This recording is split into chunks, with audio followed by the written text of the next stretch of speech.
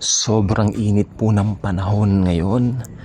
I mean, acidic po ako at yes, mahapdi ang tiyan ko. Very busy, maraming ginawa at okay, sa lahat po naman ng ito mananagumpay tayo. I don't magnify these things sapagkat ang mga ito ay pinagaling na ni Jesus sa krus ng Kalbaryo.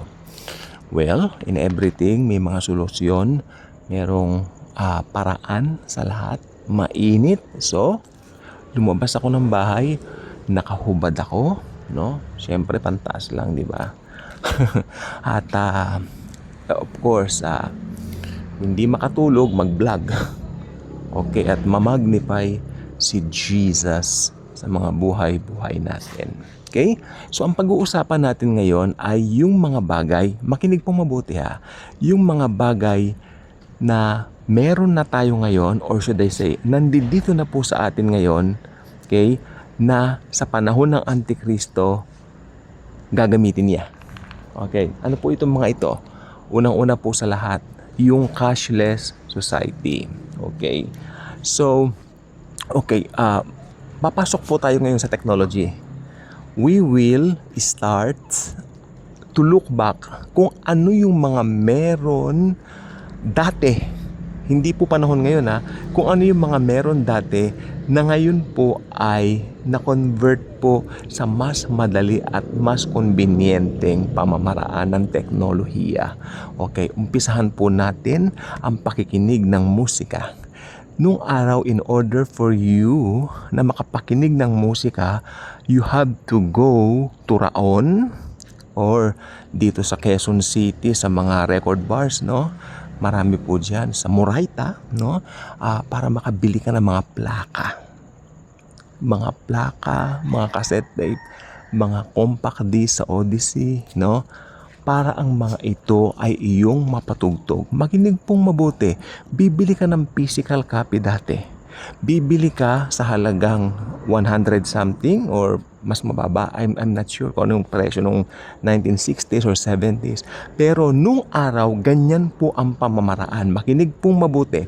Pag may kopya siya ng plaka ng Carpenter, sa halimbawa, plaka ng Carpenters, parehong album, may plaka siya. Yung plaka niya, pag nagasgasan niya yon, tatalon yung karayom. Diba? Mag-i-skip doon sa record player at obvious na sira yung plaka niya. Pero sa kabilang banda, yung kaibigan naman niya na bumili rin ng plakang yon at mas maingat kaysa sa kanya, papatugtugin niya yung kanyang plaka, maayos. Mula umpisa hanggang matapos ang album, mapapakinggan ito ng napakaganda, malumanay at walang sira. Amen? Amen. Tingnan niyo mabuti, iisang album, iisang plaka. Amen? Iisang album. Yung original niyan, may master copy nakatago po sa A&M Studios wherein doon nakasign in ng contract ang Carpenters. Diba? Ngayon, yung mga records na pinakawalan nila na ito inirelease kung saan-saan, iba-iba po ang pressing. May mga matibay na plaka, o yung mga granules na tinawag dito ay mas matibay, meron din naman manipis. Pero yung content nun, yung laman nun, pare-pareho. Amen. Tandaan niyo yung salitang content papaliwanag ko mamaya sa inyo. So anong napansin niyo po rito? Iisang album, pare-pareho ang kanta, pero iba-iba ang kopya, merong naingatan, merong hindi. Ganun po dati. Ibig sabihin, may kalayaan yung mga tao dati na pag bumili siya ng plaka niya, ingatan niya man niya na hindi, kanya yan. Ibig sabihin, kopya niya na. Diba? O ngayon, pasok tayo sa panonood ng pelikula. Noon usong-uso ang mga theaters. Dito po sa Avenida. Kahapon po ako ay nasa Avenida, naglakad-lakad po ako, wala lang magawa. At pumunta ako doon sa mga lumang mga sinihan, daanan ko, nakakalungkot. Nakaka-amaze din ang technology sapagkat ngayon ang mga sinihan na yan ay na dating pinapanood sa mga sinihan ay nasa mga cellphones na lang natin at mga gadgets natin ngayon. Whether iPads or anong tawag dito, tablets, name it, We got it. Nasa atin ng mga kamay na lang po yan. Isang click. Pero nung araw, they have to go to a movie house para tangkilikin o panoorin ng isang movie. Nagets niyo po? Whether yung movie na yan ay horror, love story, or comedy. Di ba? Ang mga tao po dati, pag nanonood sila ng sine, ayan po, iba-iba po ang kanilang taste, no? Iba-iba po ang kanilang mga choices. Ngayon, ang mga sinihan po na yan, o mga pelikulang yan po, ay gusto ng mga tao na kanila pong ma-rent. Ngayon, dito po sa tinatawag na mga video formats. Nandyan po ang DVD. Dati may VHS. Ayun po, papasok na naman tayo rito. Ngayon, pag nag-rent sila ng video, halimbawa DVD, nag-rent sila ng DVD, makinig pong mabuti ha. Pag nanood po sila ng DVD, pupunta po sila ngayon dito sa Video City na tinatawag, no? At ire-rent nga po nila yung nasabing pelikula na yan. Halimbawa, dalawang magkaibigan magre-rent ng movie. Iisang pelikula po ang kanilang ire-rent. Pero dahil magkaiba mga bahay nila, syempre, sa iba't ibang panahon nila ito panonoorin kung kailan sila konbinyente. Sa pamilya niya, panonoorin nila yung pelikula nito. Sa pamilya naman ng isa, panonoorin din nila yan kung kailan sila konbinyente. Pero yung movie, yung DVD na rent ng isa, makinig po kayo mabuti, yung DVD na rent ng isa ay gas-gas. So pag pinanood nila, plinay nila, hindi sila mag-enjoy, tatalon-talon. Pero yung isa naman, makinis yung kopya na kanyang na-rent ng pelikulang yan. Kaya ang mangyayari ngayon, mapapanood niya ito ng maayos. Makinig, iisang pelikula pero dahil yung physical format na kinuha ng isa ay gas-gas, hindi siya nag-enjoy. Sa kabilang banda naman, yung physical format na DVD na nirent ng isa ay makinis at maayos, kaya nag-enjoy silang pamilya nila. Amen? Ayun. Ito na po ngayon ang point of the matter natin. Iisang pelikula, pero dahil sa mga formats, ano nangyari? Magkaiba po. Amen? So, ganun din po ngayon sa pera. Noong araw, ang pera po ay barya, tapos may papel, mas malaking denomination ang papel, di ba? Iba't iba po. Pero dumating na po ngayon ang punto na ang pera po ay napupunta na lang po sa GCash. Hindi na po tayo gumagamit ng tinatawag na mga pera, ng mga physical money, di ba? So ayan po ibig sabihin yan. So yung physical copy po kasi o yung physical na money, may control tayo doon. Pero pag yung dumating na po yung cashless society, actually wala po tayong control na roon kasi yung pera hindi naman po natin hawak. Nakikita lang natin virtually. Ganun po yan. At dito po papasok ang sistema ng Antikristo. Gagamitin niya ito kasi siya po ay mangungontrol sa buong mundo. Iko-control niya ang buong mundo ng kanyang kapangyarihan gamit ang cashless society at lahat ng uri ng technology na hindi na kailangan ng physical format. So madali niyang madedetect ano ang pinapanood ng mga tao, ano ang pinapakinggan ng mga tao. Alam niya yung Spotify at saka yung Netflix na yan, may subscription po yan na hindi ka maboboard o hindi ka dadagsain ng commercial, 'di ba? Ako gusto ko sana kasi pag nakikinig ako sa Spotify, gusto ko yung mga music, iniistorbo na ako ng mga commercials, no? So pwede 1/4 lang naman. Amen? 'Di ba? So ganun din po 'yan. Pero pagdating ng Antichrist, mas malaki ang kanyang gagawin. Sapagkat buong mundo gagamitin niya ang technology para ma-detect ngayong mga tao kung sumasamba ba sa kanya.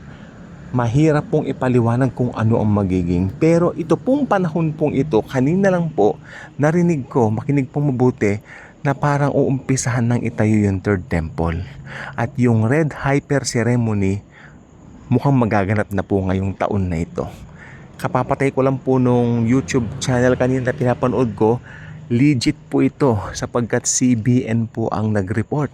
Ang CBN po ay Christian Broadcasting Network, nabubulol ako, network na nagbabahagi ng mga news kung ano yung nangyayari. So, alam nyo, ang lahat ng prophecy po sa Biblia ay mangyayari at magaganap. Yan po tayo walang control. Pero ultimately, ang Diyos ang may control ng lahat. Ano lalabas? May nagtanong sa akin, lalabas na ba yung Antichrist? Only God knows. The only thing we know right now is, may mga bagay na po na nag-i-exist na po sa mundo natin ngayon. Nagagamitin ng Antichrist sa kanyang pagdating. Pero huwag kayong maniniwala doon sa mga nagsasabi na yung COVID-19 vaccine, yun daw po yung tinatawag na 666 ng Antichrist. That's not true. That's not true. Dahil ang 666 ng Antichrist ay microchips na ituturok niya sa bawat taong sasamba sa kanya. Ito yung mga taong walang alam sa Biblia. Ito yung mga taong walang interest sa Diyos. Mga taong sa palagay nila ay itong mundong ito ng kalat-lahatan. Itong mga taong ito na talagang ayaw magbasa ng Biblia, ayaw makarinig ng tungkol ng mga kabanalang mga bagay, ayaw makarinig ng anuman tungkol kay Jesus. Kaya naniniwala ako ngayon, nakikita na po natin yung ibang mga tao kapag naiwan ng rapture, ito yung mga tatanggap ng tatak ng halimaw. Ako marami na po akong kilala. Nakikita ko, hindi po ako nang huhusga, pero talaga may mga taong tatanggap nun dahil wala po silang kaalaman sa Biblia. Hindi ko po sila kinukondem. Pag meron mga ganyan, ipag-pray po natin. Yung mga kamag-anak natin. Alam niyo po, I'm always praying sa mga relatives ko. Kasi bago ko ipag-pray yung iba, yung mga relatives muna natin unahin na sana makakilala sa Lord. Patuloy kong sinishare si Lord. Mahal sila ni Lord. Huwag niyong i-share na hinuhukuman sila, na hinuhusgahan sila. No, i-share natin, mahal sila ng Diyos. Kailangan nila ang biyaya ng Diyos.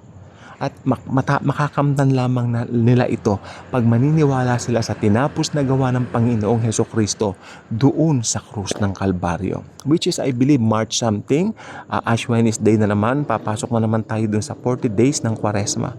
Ito po naman ay taon-taon nangyayari, no?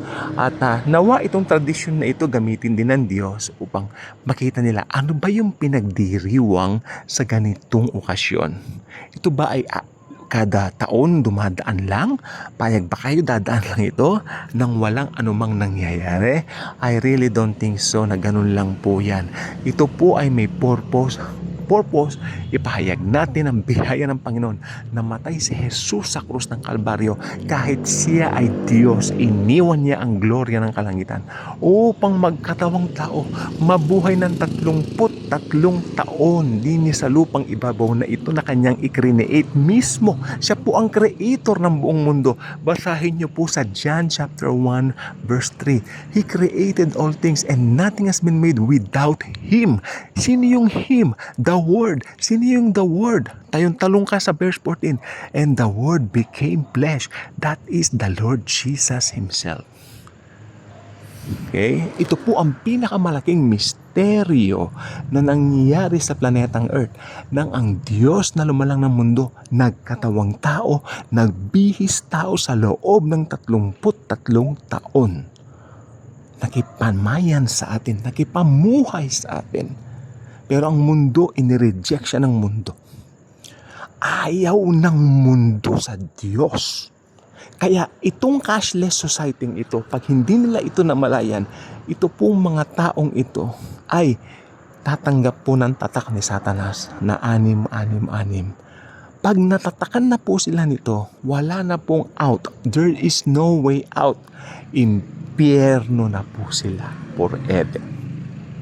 Okay? So ayan lang po ang munting vlog natin ngayon para actually inabot tayo ng higit 14 minutes, pero praise the Lord, at least may naibahagi po ko sa inyo kasi sa totoo lang po ako naniniwala ko dun sa balita ng CBN na malamang may tayo ng third temple at anong tawag dito, itong mga red heifer ceremony mukhang gagawin na. Alam niyo pang significance ito? baka mag-rapture na po anytime. I believe anytime magra-rapture na. Ibang-iba na po ang panahon ngayon, ibang-iba na ang mundo, ibang-iba na ang weather. Dati January, February, malamig. Ngayon, napaka-init, napaka-humid ng panahon. Ang laki na nagbago sa mundo. Okay, so yun lang po gusto ko ibahagi sa inyo ngayon. Naway lumamig ang panahon at maka-enjoy tayo ng masarap na tulog sapagkat ang masarap na tulog ay galing sa Panginoong Jesus sa i-enjoy nating mga believers niya. Jesus truly loves us all. Mahal tayong lahat ng Panginoong Hesukristo. God bless po sa ating lahat.